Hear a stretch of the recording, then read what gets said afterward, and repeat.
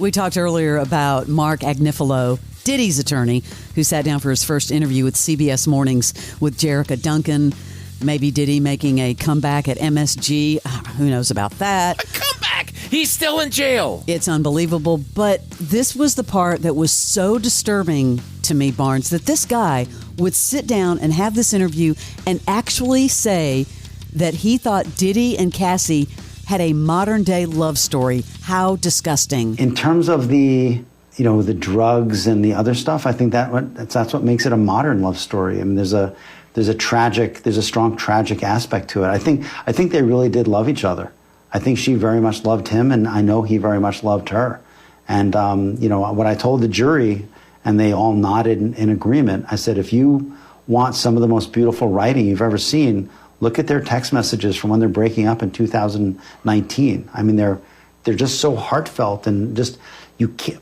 The greatest fiction writer couldn't really write them with kind of the poignancy and the power, and the tragic nature. I mean, these are two people who hurt each other, loved each other, cheated on each other, and it's very apparent to both of them that they're just not going to be together much longer.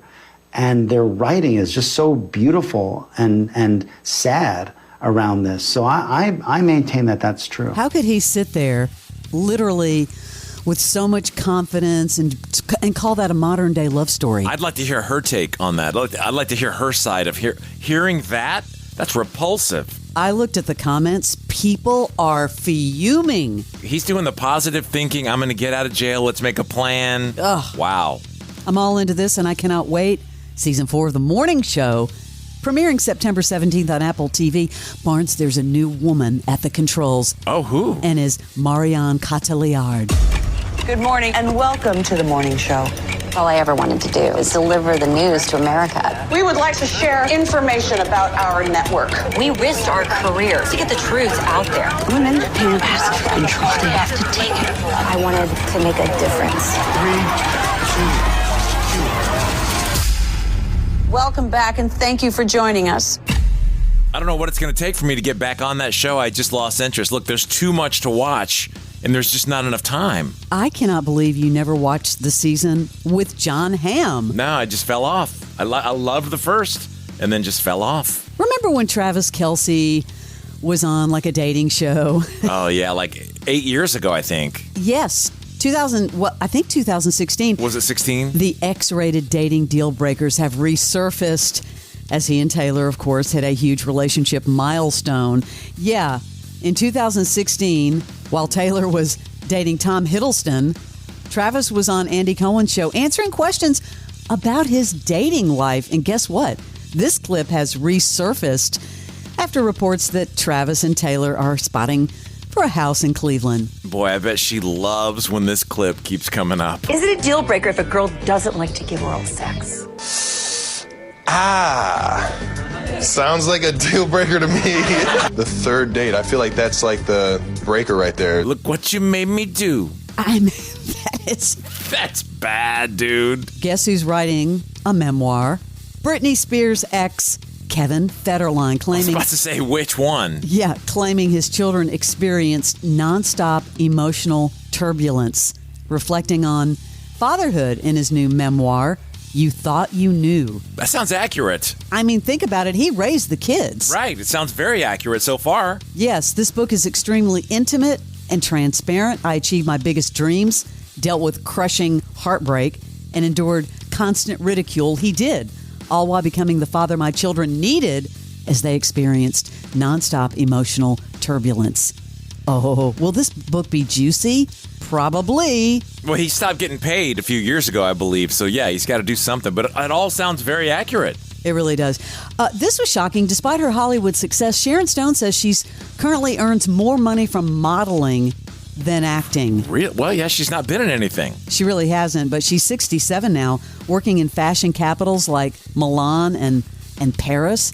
Do you know how much money she made in Basic Instinct? No, maybe. Let me just tell you this. Michael Douglas made $14 million. That's all? That back then. I guess he didn't have any back end. And then, you know what she made? $500,000. No way. I mean, that is kind of criminal. But she wasn't a big star yet, though. You have to weigh that a little. But yeah, I'm surprised either one of them didn't have any back end. Literally shocked about that. Okay, this is an interesting story. Mick Taylor from the Stones, formerly of the Stones. This is a wild story. Challenging New York's Metropolitan Museum of Art over a guitar he claims was stolen. They unveiled this historic collection of over 500 guitars, including this Les Paul from 1959, once owned by Keith Richards. But Mick Taylor says, no, that was my guitar. His manager says numerous photos showing Mick Taylor with this Les Paul, I guess known for a certain distinctive flame, similar to a fingerprint. The Met is disputing his ownership claim. Have you ever heard of a story like that before? No, but why couldn't they just brush it? There's got to be a fingerprint somewhere on that thing. That's what I thought. I'm like, this is crazy. I never knew this. Got to get your opinion on this. LL Cool J was on with Seth Meyers, claiming he coined the term GOAT. You claim you coined the term GOAT. Claim. Well, I'm going to give... Okay, claim. Interesting way to phrase that, claim. Well, here's the album, and it is greatest of all time, and it is GOAT here, GOAT. Yeah. So if I greatest of all, I'll tell you where I got it. Okay. I got greatest of all time from Muhammad Ali, obviously. Yep. And I got GOAT from Earl the Man of GOAT, who was a street basketball player in New York. I took the two together and I made the acronym GOAT, GOAT, greatest of all time. And then it just kind of spread throughout the world. Right. And this album was called GOAT from the year 2000, and that's the first time that it appeared in the world. And, you know. All right, I want to make sure you've dampened my skepticism. I'm sorry I said it that way. You could ask ChatGPT. It might hallucinate, but... I mean, I wonder if, he's right. He's not hiding from it. So if he's the first one that put that out in pop culture, then maybe he did coin it. No one's refuting it. Yeah. Oasis, the tour continues, and Liam is admitting he kind of has to censor himself, Barnes. Every time I open my mouth these days, I seem to get myself in a lot of trouble. So I'm just going to do the singing or the screaming and the shouting, as they put it these days. Some might say... all the talk around those two guys and all the arguing, you just forget sometimes how good the music is. The other day I just put Definitely Maybe on just as I was working at my desk. They really are so good. So good. And, the Fever, I'm fingers crossed they will announce more dates. I feel like it's gone so well that I'd be shocked if they didn't. I saw this. Julian Casablancas from The Strokes said they stayed together for quote-unquote financial reasons. He's now on tour with his band The Voids. But yeah, he talked to Rolling Stone in Italy. My journey with the Strokes became something different from what initially attracted me to music. We became a band like many others, like Bon Jovi and Green Day. We could have gone on forever. But I guess he just didn't feel like he wanted to be in it for the money. Now, here's the interesting part, though, Barnes. Even though he made all those comments, yeah, they've got some shows coming up in Vegas and El Paso for later this year. El Paso and Vegas? Yeah, and a headline date at Austin City Limits in October. So the Strokes are still together, getting paid. Yeah, that is your Celebrity Sleaze. Hey there, I'm Paula Pant, host of the Afford Anything podcast. I help people make the smartest money decisions possible because let's face it, money's too important to wing it.